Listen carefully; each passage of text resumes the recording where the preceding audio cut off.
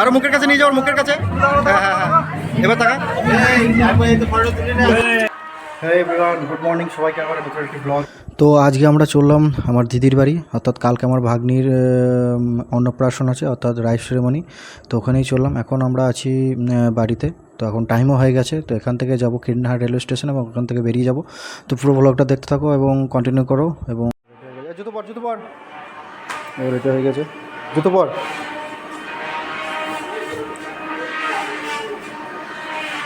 তুই পর, আমি পড়তে পারবো না। পড়তে পারবি না? বস, এখন বস।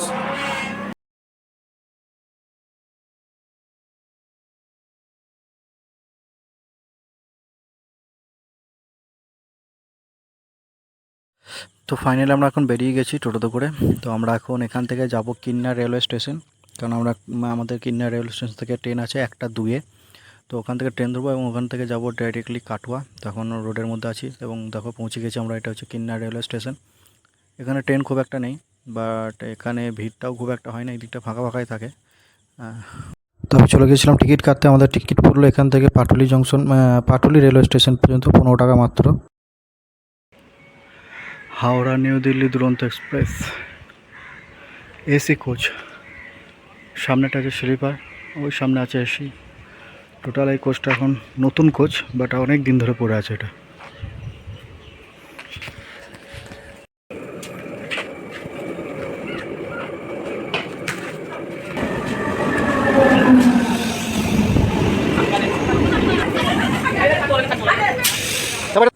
এইদিকে ট্রেনগুলো মোটামুটি প্রায় ফাঁকাই থাকে, কারণ খুব একটা ভিড় হয় না। এবং এটা আমোদপুর থেকে কাটোয়া জংশন পর্যন্ত যায় এবং কাটোয়া থেকে আবার এই ট্রেনটাই যায় আজিমগঞ্জ হিসাবে ভায়া গঙ্গাটিকুড়ি এবং ওদিকে সালার হয়ে।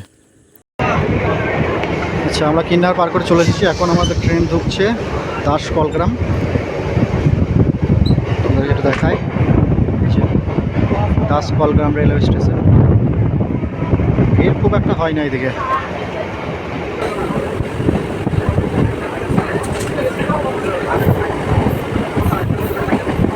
এটা Nabagram railway station, Nabagram halt. এটা দুটো লাইন একসাথে যোগ হয় এসে কাটোয়া ঢোকার আগে। একটা হচ্ছে আজিমগঞ্জ লাইন এবং অন্যটা হচ্ছে আমোদপুর কাটোয়া লাইন। তো ফাইনালি আমরা এখন পৌঁছে গেছি কাটোয়া জংশন স্টেশনে এবং আমরা বেশ ফাঁকায় ফাঁকার মধ্যে এলাম, বাট প্রচণ্ড পরিমাণে গরম ছিল এবং গরমে সবাই একটু হাঁসফাঁস করছে, এত গরম ছিল সেদিনকে। তো চলো আগে দেখতে থাকো ব্লগটা, পুরো টোটাল ভিডিওটা দেখাবো তোমাদেরকে কী করছি না করছি। তো দেখতে থাকো।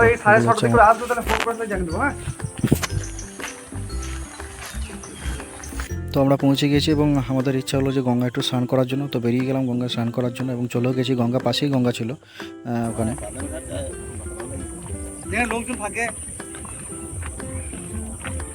এগুলো সব বাঁধানো ছিল, ভেঙে ছিল সব, এই পর্যন্ত চলে এসেছে না। এটা চর মাঝখানে ওই দিকে আবার এই ভুতুরগুলো কি দেওয়া আছে? হ্যাঁ, এই ভুতুরগুলো টাঙানো আছে না, এগুলো মাছের জন্য মনে দেওয়া, নিয়ে ফেলা জাল ফেলা আছে।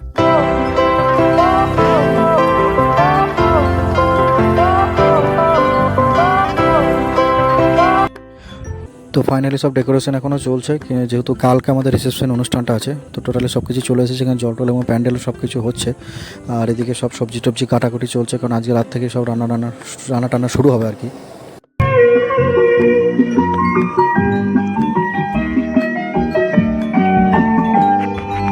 ভোর দুপুরে সাহারা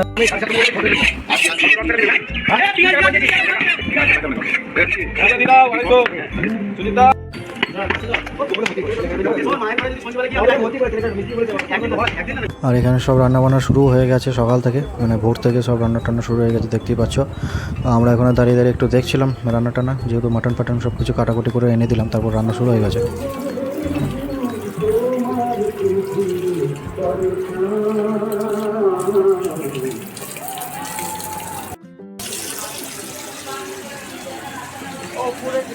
আমাদের কার্তিক দা আজকে এখানে অন্নপ্রাশন বাড়িতে এসে দেখো এই জল দিচ্ছে, চান করা জল, হ্যাঁ উনি চাল করা জল দিচ্ছে। খুব পরিশ্রম করছে দাদারা, এত পরিশ্রম দেখা যায়। না না, খুব ভালো কাজ, হাতের কাজ খুব ভালো। যদি কারোর দরকার পড়ে তো এই স্ক্রিনে তারা নাম্বারে যোগাযোগ করতে পারেন, খুব ভালো সার্ভিস করে, প্রত্যেকটা বাড়িতে ভালো ভালো কাজ করে। দেখো কাজের জন্য কোনো কথা বলতে হবে না। একবার ডেকোরেশন দেখিনি কেমন করে।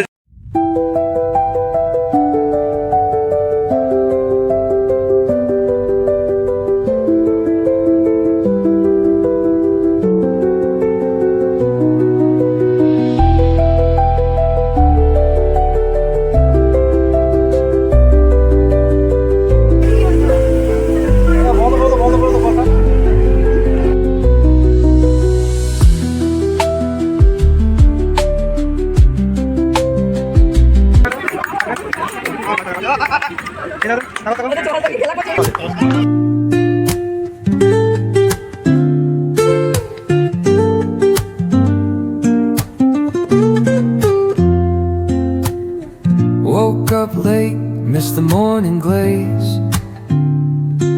but the sunlight hits in so many ways.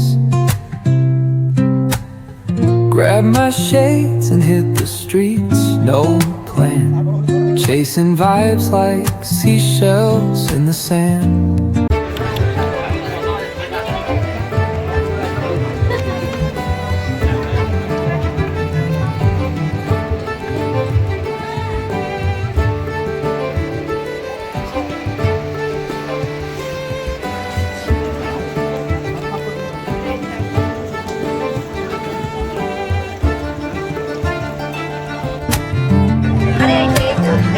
Radio hums a tune I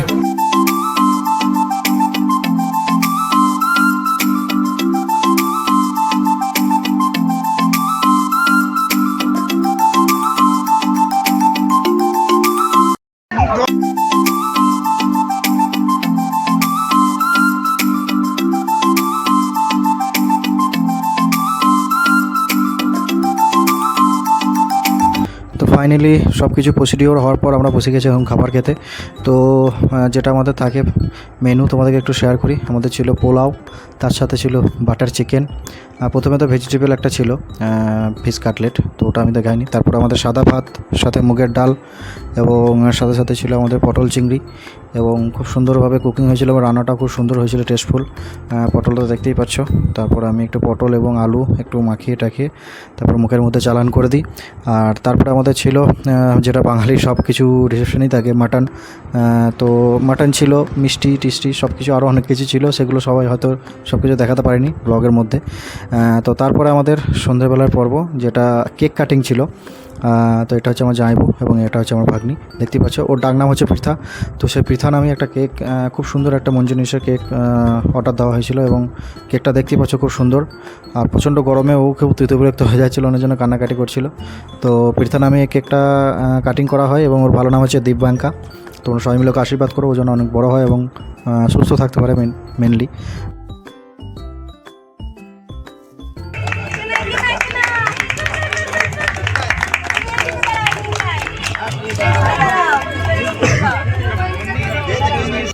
তো ফাইনালি সব কিছু কমপ্লিট হওয়ার পর তারপরের দিন আমাদের বাড়ি ফেরার পালা। এটা হচ্ছে আমাদের সবার ফ্যামিলি মেম্বার, আমরা একসাথে গেছিলাম, একসাথে ফিরবো। আর এখন আমরা আছি পাটুলি রেলওয়ে স্টেশনে। যারা পাটুলি থেকে দেখছো ব্লগটা তারা কমেন্ট করো অবশ্যই। চলো ব্লগটাকে এখানে এন্ড করছি, এবং দেখা হচ্ছে নেক্সট কোনো ব্লগে। ততদিন সবাই ভালো থেকো, সুস্থ থেকো, অ্যান্ড টাটা, বাই বাই।